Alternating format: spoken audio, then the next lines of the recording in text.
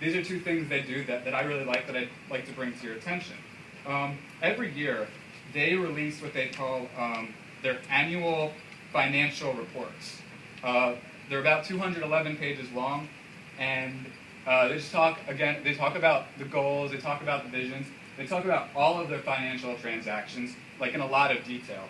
And there's an interesting quote about detail and making sure that the community understands it. Just a brief blurb from the line is that they want to ensure that the financial activity of its various funds and all that its financial disclosures are very easy for the reader to understand to the maximum. And that to me is really interesting.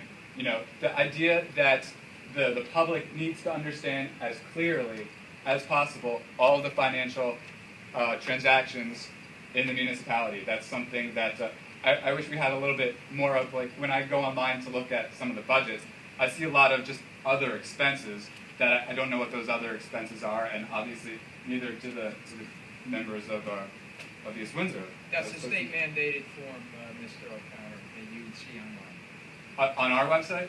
Yes, sir. Yes. Yes. So I was saying that we could go above and beyond what the state mandates, as I think Naples provides an interesting example of how that works. That's what you have to submit to get your budget approved. Yes, I understand that. So I was just saying, in terms of better transparency, there's one thing in terms of putting out what you have to. There's also the idea of going above and beyond for greater transparency. I believe you're allowed to also have a lot of transparency.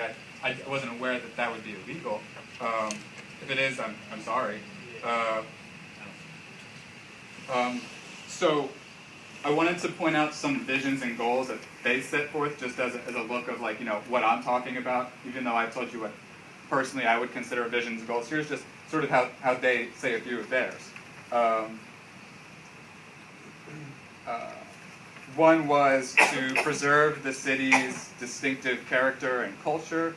Another was to maintain an extraordinary quality of life for its residents, to maintain and enhance governance capacity and public service leadership. Those are just three examples. I would love to just see on our website and at our town council meetings here talk about just, you know, what our goals are, what do we see for the future. And so to make more concrete exactly what I mean, a question I would have for everybody on the town council tonight would be, what other township would you look to and say, this is an example of what we would like to be more like? What a town that has these great policies, that has just a great standard of living that we aspire to. I'd love to know what you look to for that. And that's all I have to say. Thank you for your time.